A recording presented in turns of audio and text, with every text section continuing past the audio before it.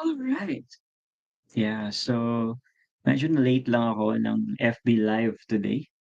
But yeah, I'm super excited to be here. And so isa-set ko na yung timer ko kasi I really wanna do this real quick. So, all good. Yeah, so gumagamit ako ng pomofocus.io if you want like ano, hindi po 'to sponsored pero pomofocus.io is my Pomodoro app. Tapos naka-link siya sa Todoist. And so I can get a little dose of productivity on a daily basis na impactful. Anyway, so here I am again, Kage Harry, and this is Kage Thoughts, episode 7. I'm gonna talk about one of the topics that is super close to my heart. Aside from yesterday na love life, ngayon naman we're gonna talk about life systems. Life systems. And bakit siya malapit sa puso ko? Hindi dahil inimbento ko lang siya. Okay. Life systems is actually what I coined my coaching practice to revolve around, no? Yun yung tawag ko sa kanya. Pero I'll share a bit of a history paano ba umabot sa gano'ng point, no? The first time that I encountered the word system, okay, it's not in business, it's not in like the entrepreneurial world, hindi sa freelancing, hindi sa context ng negosyo, okay? Most of the time, entrepreneurs in my circle, we talk about systems and all that. Tapos it's more about the processes that can enable your business both to maintain the important things kung nasa na yung level mo and to grow and beyond kung nasa yung current level mo of doing business. But basically, yung systems, una ko siyang na-encounter sa school. Okay? And this was, I think, around grade 3 or grade 4. Narinig ko yung word na system in relation to biology or science class kasi elementary pa at that time. And then na-encounter ko ulit siya, second year high school biology. Okay, biology class. In the context of yung body systems, dun ko siya unang narinig.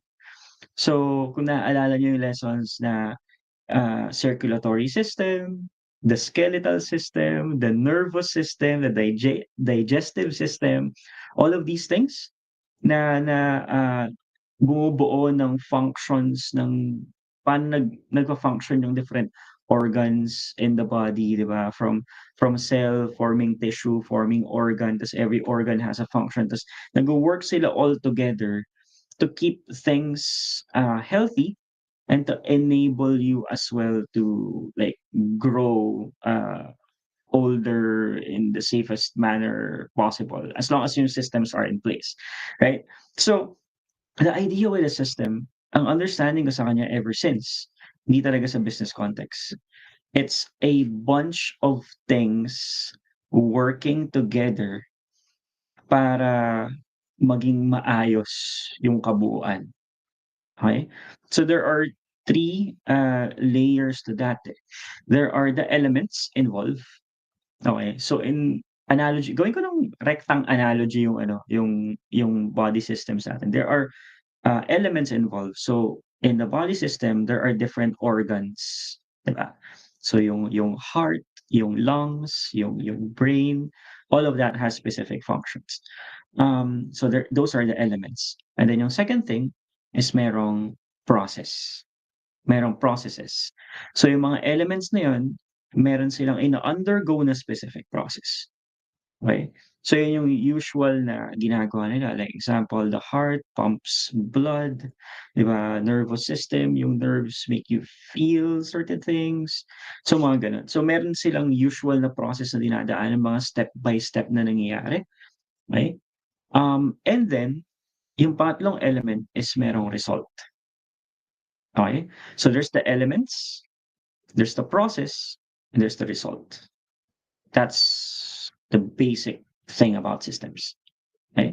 So kung specific yung elements na dumadaan sa specific na process, then magiging specific at predictable din yung result. Kung merong nagbabago sa elements, merong nagbabago sa process, meron ding magbabago sa result. And yung pagbabago sa result can either be like a useful thing or something that can be detrimental. okey? So, nag-iiba yung sistema kapag, example, uminom ako ng masyadong maraming soft drinks, okey? Last Thursday, nag-mastermind kami sa ano, ah, sa Manam, sa Trinoma, that's a men's mastermind group. And nag-bottomless aside from drinking ano, 5 baso ng green mango shake, nakainom din ako ng 17 glasses ng bottomless iced tea nila. And because of that, like for the next 2 days, sumakit yung tiyan ko, okey. Pero if I didn't have that same intake, ay gosh, hindi nga pala alam ng asawa ko yun. So, hindi ko kasi siya matanong kung nasaan nakalagay yung gamot kasi ano, papagalitan niya ako. So, tiniis ko na lang yung sakit ng tiyan ko for 2 days. Anyway, there's a when it comes to a system, andun yung 3 elements na yun, okey? Andun yung 3 factors na yun. There's the elements, there's the process, and then there's the results. It applies to so many other things. It applies to business, it applies to relationship, it applies to how you manage your finances, it applies to your mental and emotional health, it applies to kung ano pa man, iba't ibang mga bagay, meron talagang system, 'no? And dalawa lang yung ano, eh, category niya, eh. Is the system working for you or is the system not working for you? Okey, useful ba para sa'yo yung current na sistema, yung combination of elements, processes, and results? Or it's probably holding you back or merong consequences na nangyayari because of that system in place. Now, how would you know if something is systematic in your life? Okay, there's a 3x rule, okay? If it happens 3 times, it's a system, okay? So anything, if you're trying to achieve a specific result, 'Pag na-achieve mo siya once, isipin mo as tsamba lang, okey? Isipin mo as tsamba lang. Kumbaga beginner's luck o kaya parang favorable situation, okey? If magawa mo yung same result twice, okey? Given na same yung elements and same yung process and then pareho yung result, there may be a good pattern there, okey? And then if mangyari yung result 3 times, that's a systematic thing. Ibig sabihin, it's bound to happen again, okey? Regardless if negative yung result na yun o positive yung result na yun, mangyayari at mangyayari ulit yun. As long as meron ng pattern na 3 beses na siya nangyari, right? So, how can you tweak a system? It's just a matter of like looking at ano ba yung elements involved and ano ba yung processes involved, okey? Sometimes puwede mong mabago talaga, ah, either, so puwedeng pareho, pero meron ding mga elements na hindi mo na mababago, okey? So may variable elements, meron din namang mga hindi. May example with family, yung family mo di mo naman puwedeng palitan. So, if you're working on a specific result within family, it's always gonna be the same people na part of those elements. Yung nanay mo, yun pa rin nanay mo, yung tatay mo, yun pa rin tatay mo, mga kapatid mo, yun lang talaga yun, eh, di ba? This is in the context of relationships. Now, yung processes naman, the approach or the step by step na puwedeng pagdaanan nung elements para ma-achieve yung result, yun, most of the time, that's where your real power lies, okay? Tweaking the processes. Kumbaga, puwedeng you have the same elements, but if you change your process, it will have a different result. Most of the time, what we're trying to change kasi are the elements. Kasi parang yun yung kung kaya mo naman bakit hindi, 'di ba? So example, ano ba yung elements involved? Example sa business, ano, pipili ka ng market o pipili ka ng skill or magpapalit ka ng offer and all that, 'di ba? All of those, mas elements yun, eh. But yung process is more of your approach na let's say, puwede naman na same market pero, same rin yung skill, same din yung offer. Tapos, what you'll do more is, iibahin mo yung approach mo in communication. Iibahin mo how you're connecting with them. Iibahin mo how you're marketing your services, right? So, elements, processes, results. That's what constitutes a system. And it applies to like everything, really everything. And it's good kapag nakikita mo yung patterns mo. Nangyari na yan ng ilang beses sa'yo, yung resulta na yan, nangyari na ng ilang beses sa'yo. Okay. Ba't ko 'to sinasabi? Kasi most of the time, kapag na-achieve natin yung isang breakthrough o isang win, tas first time lang natin yun na-achieve, we can be, uh, too celebratory about it. I'm not saying 'wag mong i-celebrate kapag nagkaroon ka ng win or breakthrough, pero would you rather just have that win one time, as opposed to make sure na yung win na yun is kaya mo talagang ulit-ulitin moving forward, 'di ba? Minsan napapa-celebrate na tayo kaagad ng sobrang tindi sa unang breakthrough lang natin, pero hindi pa systematic yung win na yun, hindi pa siya predictable. Hindi mo pa na-narrow down yung exact, elements and processes that will ensure the same result. What happens? I'll give an example. I have tons. Um, in my own life, I've done this, okay? So, nagkaroon ako ng isang client, a seven-figure client, and because of that seven-figure client, I invested in a specific piece of property. Um, pero eventually, pero hindi pa rin sapat yung kinikita ko from that seven-figure client to fully pay for that property, okay? Eventually, I ended up selling the property or ipasalo siya sa iba. Kasi natapos yung project, and nung natapos yung project, wala naman akong ibang kasing laki na gano'ng, ah, clients at that time para i-sustain kung ano yung pangbayad dun sa property na binili ko. Kumbaga, I celebrated too early with that specific win nang hindi pa siya sustainable. So, basically, ah, nawala rin sa'kin yung mismong supposedly piece of, um, parang yun yung gift ko for myself as for that breakthrough that I had, okey. I know a lot of people na, close ng next client, bili ng kotse, close ng next client, travel to ganito and all. Nothing against that, but all of those will be easier if your wins can be systematic first. Now, um, wait, nawala yung timer ko. Ayun, cool. So, I have 8 minutes to end this, okey, around that time. Ay hindi pala, 13 minutes kasi alam ko may 5-minute allowance 'to. Anyway, so life systems. Bakit bakit life systems yung coaching na ginagawa ko, why I coined it that way and all. Because, most of the time, kung ano yung kung ano yung pinagkakabalahan natin, naka-zoom in lang tayo dun sa side na yun. And, hindi natin masyadong napapansin yung iba pang areas that are, contributing or affecting 'no, yung or being affected, contributing or being affected by our focus in that area, okey?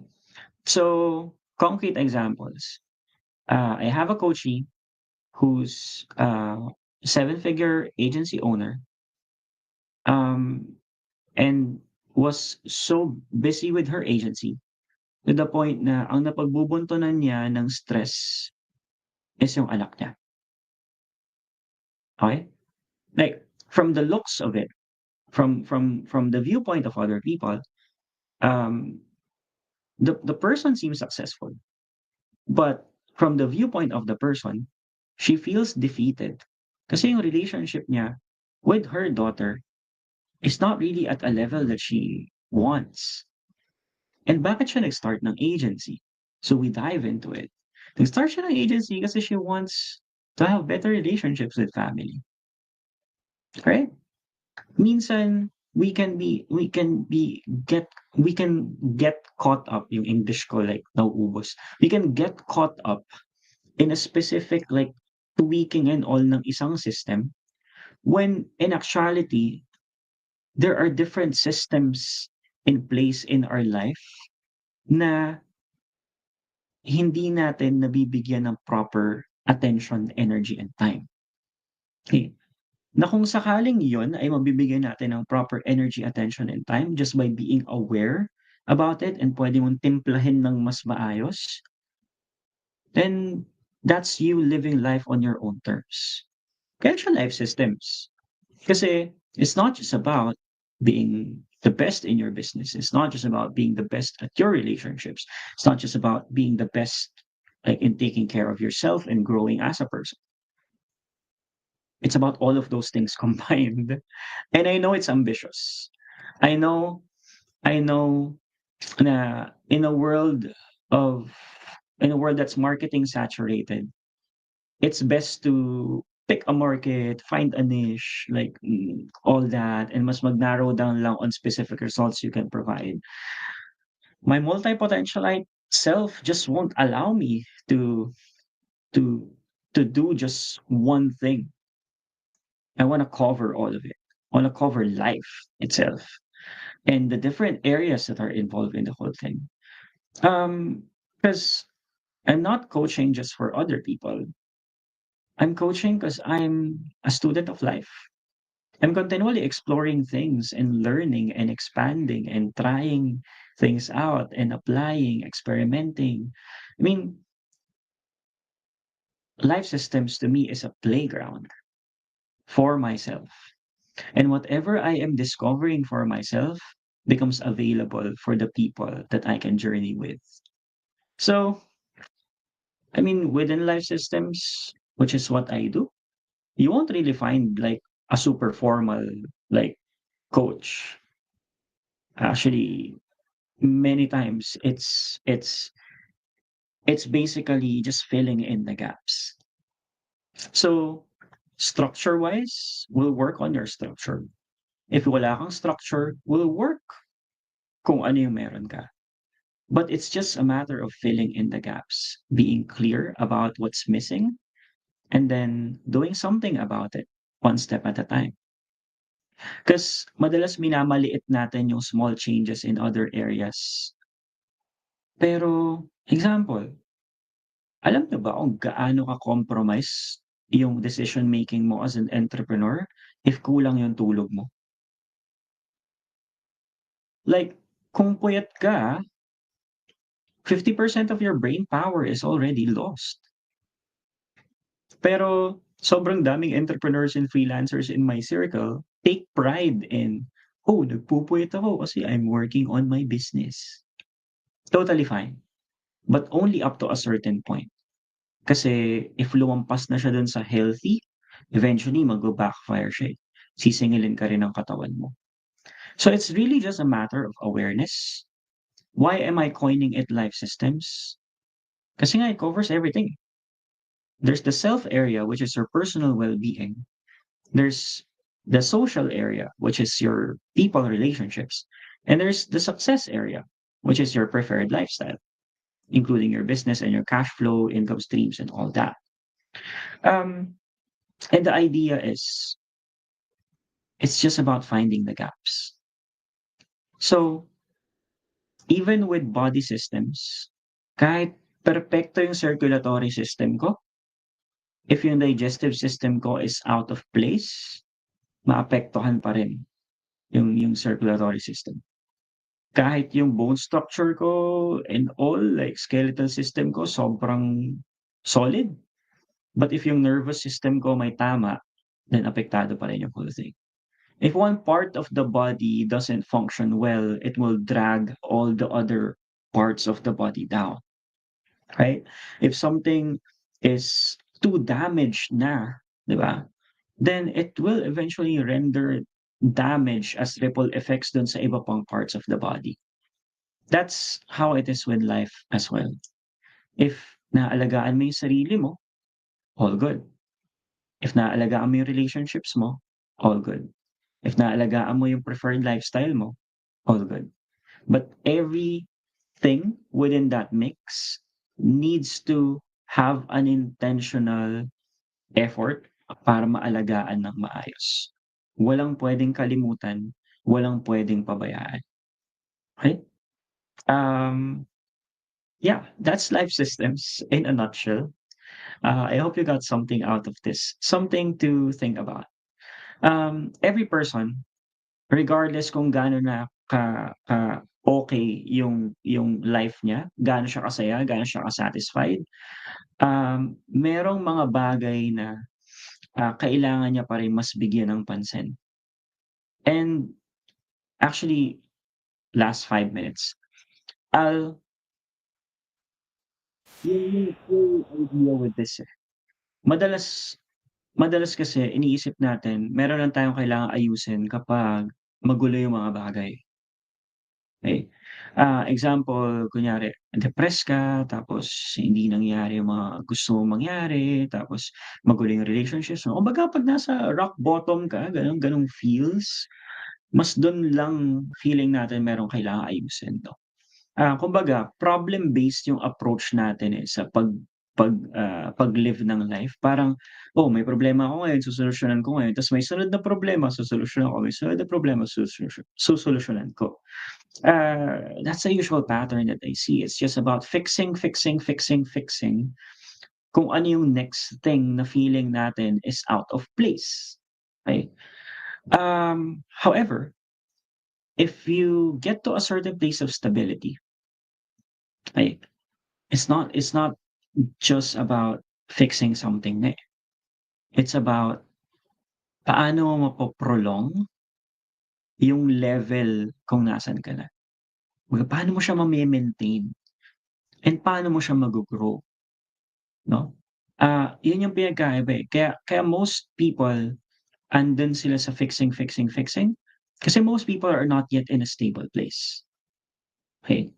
But, systems, it will enable you the proper systems, it will enable you not only to get out of destructive patterns o yung mga patterns na hindi nagwo-work for you, kaya hindi ka pa nagiging stable, it will also help you to keep that stability and grow from there, okey?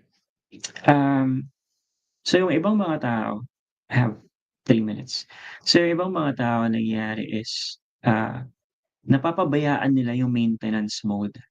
Kasi hindi nila nakikita yung mga bagay in a systems perspective. Yeah. Um, but when you start to look at things from a systems perspective, like what we do within life systems, mas madali magdesisyon, mas madali makita ano yung dapat i-prioritize, mas madaling makita saan mo babawasan yung oras mo, saan mo ilalagay yung oras mo, yung energy mo as well. Mas madaling malaman saan mo kailangan ng tulong. So therefore, alam mo rin kung ano yung mga courses na bibilhin mo at a specific time, communities na sasalihan mo at mas mag-i-spend ka ng time with. Alam mo rin yung mga bagay na mas dapat mong aralin versus mga bagay na hindi muna, okey? Just makes saying yes to things and saying no to things easier kasi mas aligned yung decisions mo moving forward. So last year, I had a honeymoon year with my wife. That's a year that focused mainly on the social aspect. So, alam ko na kaagad and I'm at peace na if I can't earn as much as previous years that I did na naka-focus ako sa business. So kung yung 2022 ko hindi ako kumita ng kasing laki as yung other years na naka-focus ako sa business, I'm totally at peace. Kasi I'm moving the pieces of my systems. Pero this year, I'm not so much focused on socials na. Balik ako sa success at napag-usapan na rin namin yun ni wifey. And I'm moving forward with decisions na mas sinusuportahan naman yung success area of my life. So that would mean a little bit of adjustment there sa timpla of how I'm taking care of myself and how I'm taking care of my relationships. Um, Masaya kapag nakikita mo siya as puzzle pieces and you can only get to see them when it's already outside of your head with specific definitions and like movable na siya kasi hindi siya lahat jumbled up in here. I guess that's it lang naman. This is all about life systems. And if you wanna learn more about this, about the coaching that I do, PM niyo lang ako. Like, I'm very much a fan of like just natural conversations. I'm a very curious person. Every person is different, every person is unique, and every journey will actually be different. So, ako, I just find the joy in finding finding a unique thing to share with every specific person that I get to meet and talk to. So, yun lang. If you have questions on this, oh yeah, and magma-March na pala, so I'll probably open coaching slots on this, or I don't know yet what else. So, yeah, yun lang naman for now. Cheers everyone. Have a great day. And tomorrow, 10 a.m. live. Bye bye.